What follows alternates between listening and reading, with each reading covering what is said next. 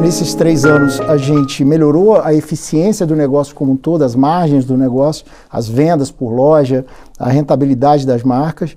A gente também melhorou a estrutura de capital da companhia, então a gente tomou a decisão de desinvestir alguns negócios.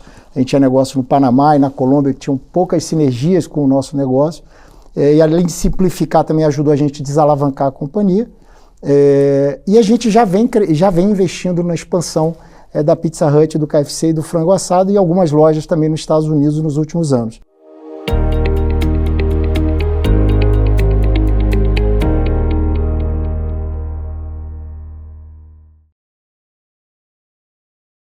Se você estava na estrada e fez uma refeição no frango assado, ou se foi ao shopping e comeu no KFC ou na Pizza Hut, Viena, batata inglesa, talvez você não saiba, mas consumiu um produto do grupo IMC International Meal Company.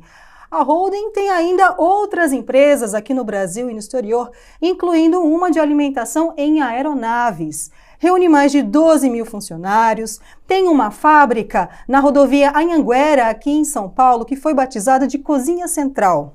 O grupo IMC também está na Bolsa de Valores brasileira sob o código MIL3.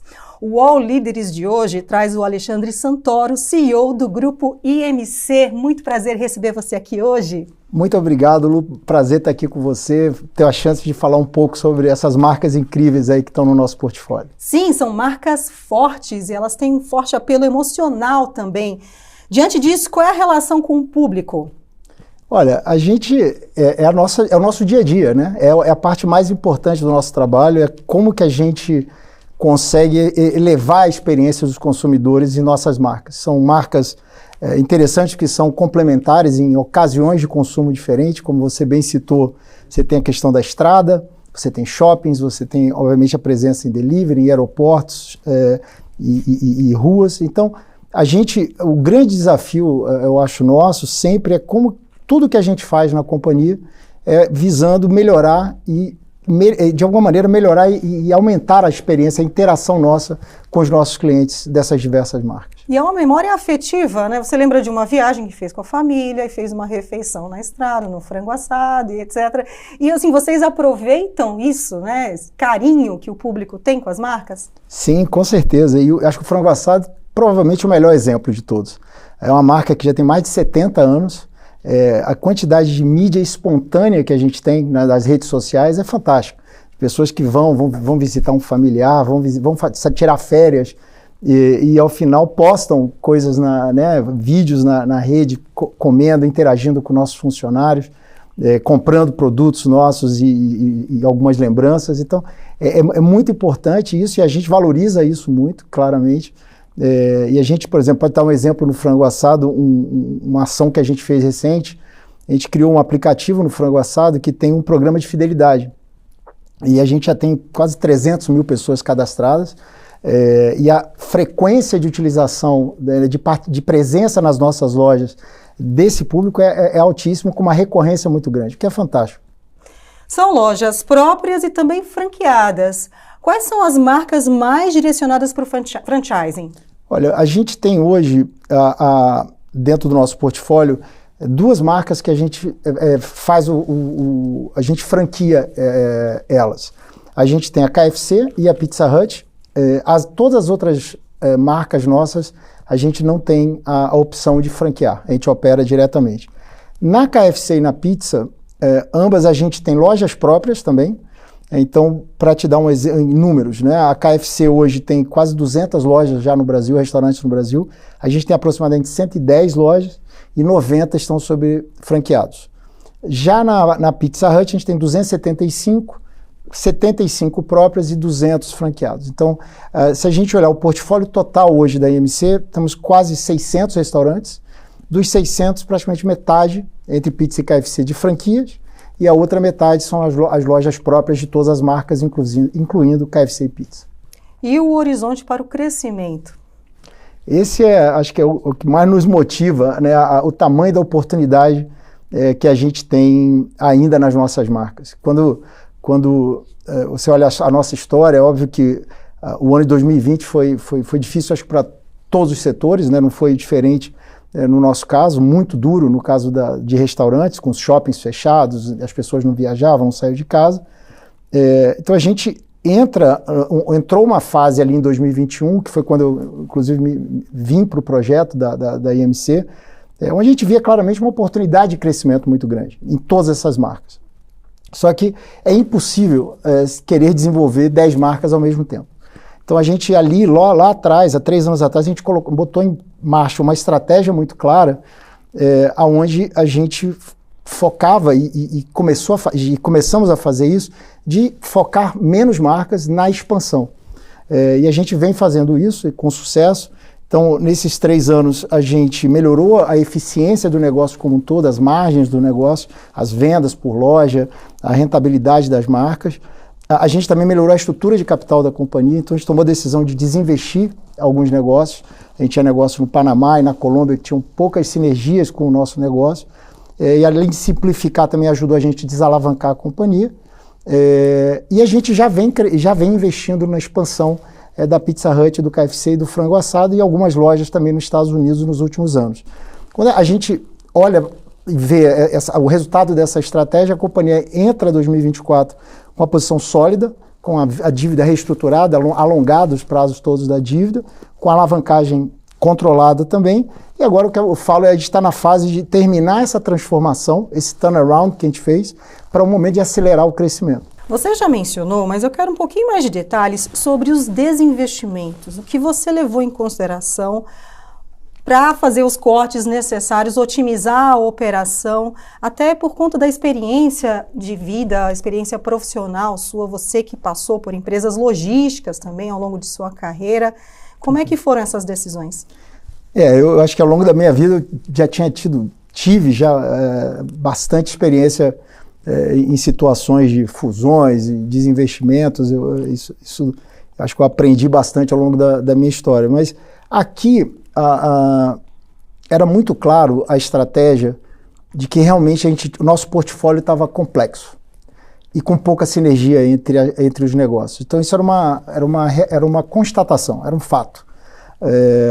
O que era difícil, por um lado, era que esses negócios eram rentáveis. Né? Porque se o negócio não é rentável, é muito mais fácil você tomar decisão. Mas os negócios eram rentáveis. Então era uma questão de valor. Se a gente conseguisse um valor adequado, valeria a pena fazer por simplificação e por desalavancagem da IMC. Então eu gosto de dar um exemplo que o negócio do Panamá, por exemplo, que a gente desinvestiu, logo que eu cheguei, imagina que meados de 2021, se você olhasse o resultado dos últimos 12 meses, era muito ruim. Então eu tinha tive uma proposta para vender o negócio do Panamá que não fazia muito sentido, porque a gente via ali junho, julho, uma melhoria na economia de uma maneira geral, a economia abrindo, os voos voltando e tudo mais. Então a gente teve a frieza, eu diria, e a serenidade de que a gente vai fazer se fizer sentido, só vai vender se fizer sentido economicamente. E dito e feito, um ano depois eu tive uma proposta 3 vezes maior do que a primeira que eu tinha tido, e aí um ano depois aí a gente viu que era o econômico fazia sentido de desinvestir. Então, assim, acho que tem uma primeira parte que fazia parte da estratégia, de simplificar e de desalavancar a companhia. Mas a gente também teve uma outra situação que não foi provocada por nós, foi no início desse ano, em fevereiro. A gente tem um negócio espetacular nos Estados Unidos, e a gente teve uma proposta de vender um restaurante, a gente tem 32, por 13,5 Margaritaville, por 13,5 milhões de dólares, né? Quase 60 e poucos milhões de reais. Isso não estava no nosso plano, isso não tinha sido, parte da estratégia não era vender lá, mas a gente, quando fez a conta, que era um múltiplo, quase 7 vezes o EBITDA do negócio, a gente falou, vamos estudar, e a gente acabou tomando a decisão de vender essa loja sozinha, que aí volta meu ponto inicial da minha crença, né, que a soma das partes vale mais do que o todo. Poxa, uma loja nos Estados Unidos, a gente vendeu por 13 milhões e meio de dólares. Né? Então, o market cap da companhia estava alguma coisa em volta de um pouco menos de 100 milhões de dólares. Então você fala, poxa, faz sentido. O múltiplo hoje da MC está muito menor do que esse múltiplo que eu fiz essa transação e a gente tomou a decisão de fazer. Mas eu te diria que foi parte de uma estratégia, o desinvestimento claramente de simplificação e desalavancagem. Eu fui atrás de uma informação mais técnica sobre a empresa, que é o rating, né? Que é a classificação de risco. E é muito importante para quem nunca ouviu falar disso, antes de se fazer um negócio, fechar um negócio, principalmente um parceiro, um futuro parceiro do exterior, ele vai olhar o rating da empresa, a classificação. E na S&P Global, na escala nacional, vocês têm BR-BBB, com perspectiva estável. Isso está bem no topo dessa escala, é um bom rating, né? Exato. E ele vem como uma resultante dessa estratégia que a gente começou há 3 anos atrás, né, de reorganizar a companhia operacionalmente, mas também financeiramente. Você imagina que há um pouco mais de um ano atrás, a gente tinha uma parte importante da dívida que ia vencer em 2023 e em 2024. E a gente consegue refinanciar essa dívida com uma dívida mais barata, mais longo prazo, e os resultados melhoram. Então isso, óbvio, quando você faz uma análise financeira, você vê que o risco da companhia caiu muito, né? Você tem uma dívida muito mais saudável, mais longo prazo, e os resultados também melhorando. Então essa é uma consequência dessa estratégia que a gente colocou em marcha. Como é que fica o investimento em inovação? Esse eu diria, talvez, das decisões que a gente tem tomado, acho que das mais acertadas, mas não menos difíceis. Porque é sempre muito mais fácil você cortar investimentos em coisas que não vão te dar um retorno muito rápido no curtíssimo prazo e priorizar o que te dá no curto prazo. Acho que a gente, junto com, né, o nosso conselho, os nossos acionistas, a gente sempre conseguiu ponderar isso muito bem e pensar IMC longo prazo, não pensar o trimestre somente. Então a gente vem fazendo investimentos importantes, acho que eu diria muito relevantes, no digital, né, na digitalização da companhia. Eu vou falar um pouquinho mais sobre isso. E nem sempre, alguns desses investimentos nem sempre te dão um retorno imediato, né? São investimentos que você vai capturar ao longo dos anos, mas é o certo a ser feito. Então no digital, quando a gente chegou em 2021, a companhia tinha uma área de TI, para suporte às lojas se o link caísse, basicamente. Era isso que existia, né? Hoje a gente tem uma área de digital, além dessa área de TI, a gente tem uma área realmente digital. O que essa área produziu e produz? Né? A gente tem um aplicativo próprio hoje da Pizza Hut, a gente vai fazer também um aplicativo da KFC próprio. Nós temos o terminal de autoatendimento, você vai num shopping, a KFC já quase 90% das lojas tem aquele terminal de autoatendimento, também desenvolvido com parceiros, mas com a gente. O frango assado, você tem você pode fazer o pagamento da sua compra direto no terminal de autoatendimento. A gente tem um aplicativo de fidelidade do frango assado, enfim. A gente fez uma série de iniciativas que, quando você olha, você vê que cada uma endereçou um tema. Então, a Pizza Hut, o principal desafio é delivery. Então, a gente fez um app para a Pizza Hut. A KFC, o nosso maior desafio era aumentar a venda balcão. Então, a gente fez o terminal lá no balcão. O frango assado, o nosso maior desafio era no momento de pico, como é que a gente faz o cliente conseguir ir embora mais rápido, que ele quer pagar e ir embora. Então, o terminal de autoatendimento ajuda. Então, a gente pegou para não dava para fazer 10 projetos ao mesmo tempo, mas para cada uma dessas marcas a gente elegeu esses projetos. Então, esse eu acho que é um ponto importante da inovação, vamos falar da parte do digital. Tem um outro aspecto da inovação que a gente vem investindo muito, e eu diria o coração da companhia, é em produto. Né? Quando você olha todos os nossos negócios hoje, ainda existe muita oportunidade de crescimento de vendas nas mesmas lojas. Então, o que a gente viu de oportunidade? Eu vou pegar um exemplo. A Pizza Hut. A pizza, naturalmente, ela tem uma concentração de vendas na quinta, sexta, sábado à noite e domingo à tarde e noite. E você tem uma certa ociosidade durante o dia. Então, a gente viu uma oportunidade, por exemplo, de desenvolver massas, na hora do almoço. O Melts, que é uma espécie, quase que um sanduíche, uma espécie de um calzone muito mais leve, mas saborosíssimo, que também foca muito no almoço.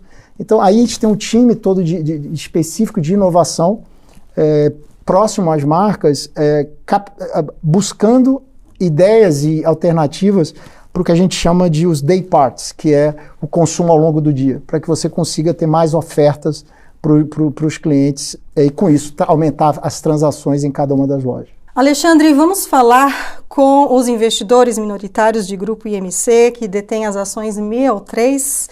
Fazendo um breve retrospecto, o IPO, a abertura de capital, foi em 2011. com a ação a R$ 13,50. Houve a captação na época de R$ 474 milhões. Mas esses papéis foram perdendo valor ao longo dos anos. Para a gente ter uma ideia, uma referência, em julho do ano passado, 2023, estavam na faixa de R$ 2,80. Em julho de 2024, perto de R$ 1,40.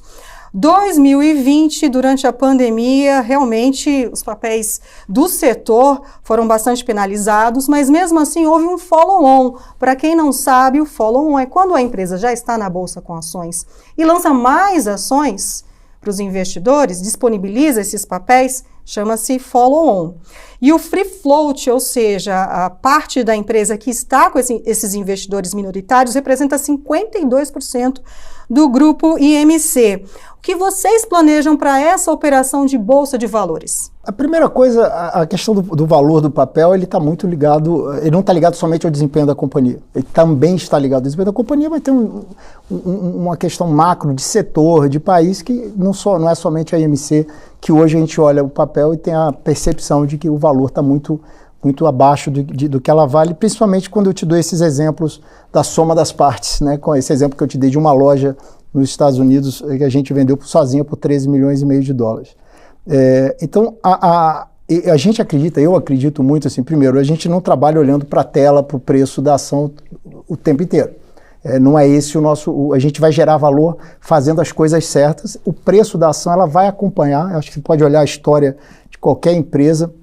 No médio e longo prazo, essas coisas se falam, a performance e o valor da ação. Às vezes, em algum momento, no curto prazo, tem momentos que, por conjuntura, a ação pode estar mais descontada ou menos descontada. Então, a gente acredita muito que para gerar o valor, que é parte da nossa missão, para gerar valor aos acionistas, a gente tem que seguir fazendo o nosso plano do jeito que a gente a estratégia que a gente combinou, a gente seguir executando com disciplina. Ou seja, alocar bem o capital, melhorar o resultado do dia a dia e alocar bem o capital e, obviamente, otimizar a estrutura do capital. Com relação a só um ponto do free float, o nosso caso, a gente não tem nenhum acordo de acionistas lá. Então, em teoria, assim, 100% das ações estão livres de transação. Tá? Então, não existe um grupo, um acordo de acionista entre acionistas que não podem tradear a ação. Isso, no caso da EMC, não existe. Tá? E como tem sido a experiência com a emissão de debêntures? Recentemente, houve a 5ª emissão e a captação de 255 milhões de reais. Até na comparação com bolsa de valores, como é que tem sido? Olha, foi um trabalho de longo prazo, eu diria. Relembrando um pouco a história nossa, que desde 2021... a nossa estratégia de desalavancagem do negócio passou por venda de ativos. Então, a debênture antiga que a gente tinha, que foi captada, foi repactuada em 2020, ela tinha uma série de limitações, inclusive não se podia vender ativos. Então, a gente tem que fazer uma nova assembleia, a gente aprovou a venda do ativo, principalmente do Panamá, e logo após a gente fazer essa assembleia, a gente teve uma oportunidade, isso acontece, né? Acho que todas as empresas passam por isso, de estar sempre testando o mercado, conversando com bancos, com assessores, e a gente viu uma boa oportunidade, a gente fez duas debêntures, na verdade, somadas deu 400 milhões de reais, que na prática foi uma troca de dívida. A gente fez essa nova debênture e com esse recurso a gente pré-pagou a debênture antiga de 2020, que era um pouco mais cara, ela era CDI mais 5 e era de curto prazo, como eu comentei no início, vencia 2023 e 2024 a maior parte. Então essas duas debêntures, elas são CDI mais 3,8 e elas têm 2 anos de carência e são alongadas para 5 anos. Então a gente foi um deal super importante, uma negociação, diria, super importante para a gente, que a gente conseguiu fazer no momento certo, mas a gente já vinha se preparando desde 2022 para fazer. E a experiência com a Cozinha Central, lançada em 2019, antes da pandemia, imagino, vocês nem faziam ideia do que iam passar, do que iam enfrentar, né? De lá para cá, como tem sido a experiência? De quanto foi o investimento lá? O investimento foi na casa de 35 milhões de reais à época. É verdade, assim, foi inaugurada e fechada praticamente no mês seguinte, foi bem na época da pandemia. Ela é crucial na nossa estratégia, hoje ainda muito focada no frango assado. Então, quando você vai num frango assado e come um pão de queijo, uma coxinha, qualquer salgadinho, o pão de semolina, nosso querido e famoso pão de semolina, são todos feitos na nossa cozinha. O que isso traz de diferencial para a gente? Isso é fundamental, primeiro, a garantia de qualidade do produto que a gente faz, e também não deixa de ser uma alavanca nossa de valor, né? De a gente, dentro da nossa cadeia de suprimentos, de produto, a gente conseguir ter um produto que a gente consegue entregar num preço adequado aos nossos clientes, num custo que a gente controla, numa linha de produção que a gente controla. Só que a ideia inicial foi essa, mas ela abre uma série de outras oportunidades para a gente. Então, vou te dar um exemplo. A gente hoje está testando a Pizza Hut em lojas de conveniência, uma parceria nossa com a MPM, com a rede MPM. A gente ainda está num piloto, 15 lojas, mas é um conceito que a gente vai mandar para a loja a pizza já pronta. Então, ao invés de instalar você montar a pizza na loja, na loja de conveniência, a gente tem que montar ela em algum lugar antes. E aí a gente vai fazer isso, está fazendo isso na nossa cozinha central. Então a gente tem uma área da cozinha central que produz a pizza, faz todos os recheios da pizza, deixa ela pronta, congela e manda para a loja de conveniência. E aí, lá na loja de conveniência com forno, você entrega para o cliente.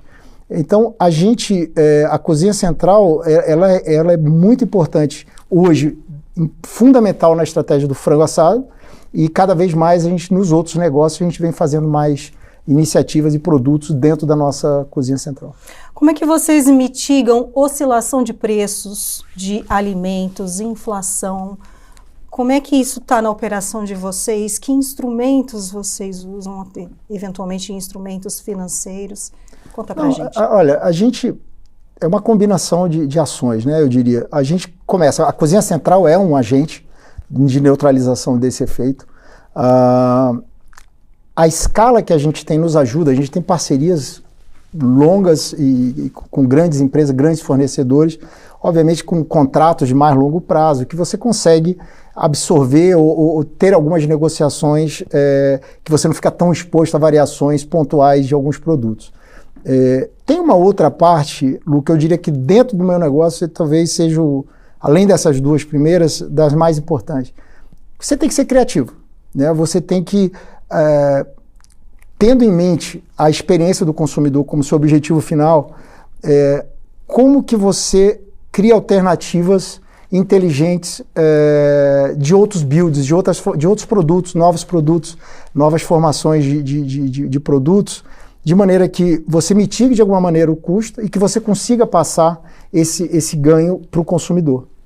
Então, o passar preço para o consumidor não é a primeira opção, né? Não pode ser. E esse negócio, mais ainda, esse negócio nosso de alimentação é muito sensível a preço, né? As pessoas que vão ao shopping, ela tem um vale-refeição que a alimentação vai ter que caber no vale-refeição.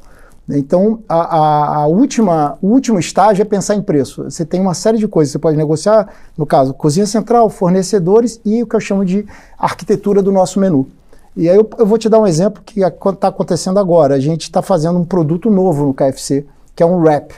É um wrap que é espetacular, é delicioso. E ele tem um custo de produção menor do que um sanduíche de 120 gramas, o nosso famoso Kentucky, por exemplo.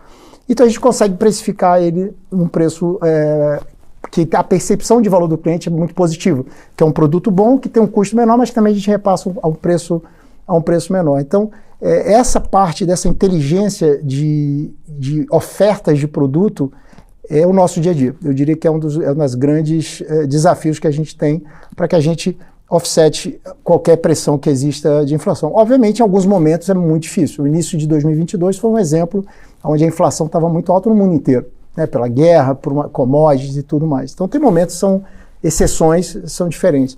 Mas, de uma maneira geral, a gente está sempre pensando em como que a gente faz uma oferta que tem uma percepção de valor ótima para o nosso cliente. Vamos falar de carreira? Vamos. E eu não pude deixar, até mencionei, não pude deixar de perceber a alternância na sua trajetória entre empresas de logística e de alimentação. Você tem passagens por América Latina Logística, Ambev, RBI, imagino, né, que é do Popeyes, Danone. De tudo isso, o que você reuniu de características que você usa hoje nos desafios que você encontrou no Grupo IMC? Difícil listar uma coisa só, né? Eu diria, é uma somatória, acho que, de experiências assim, muito ricas na minha vida. que me levou a estar aqui e conseguir aplicar uma série de coisas que eu aprendi ao longo dessa trajetória.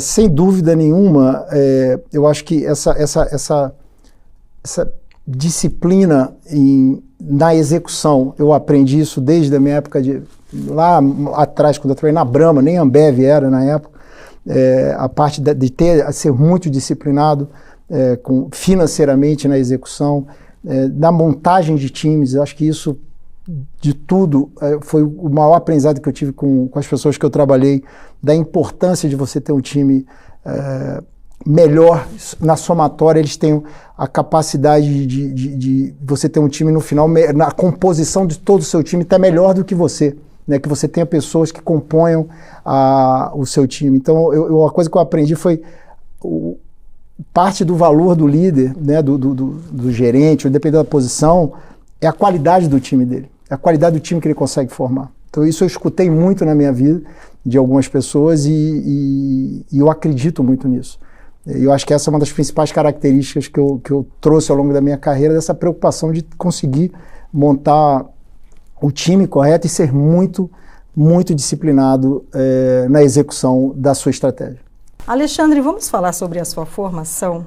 Você tem graduação em Ciências da Computação pela Faculdade de Salvador e depois cursos avançados em Administração na Wharton School de Filadélfia, nos Estados Unidos, e também Economia voltada para negócios no MIT, o Massachusetts Institute of Technology.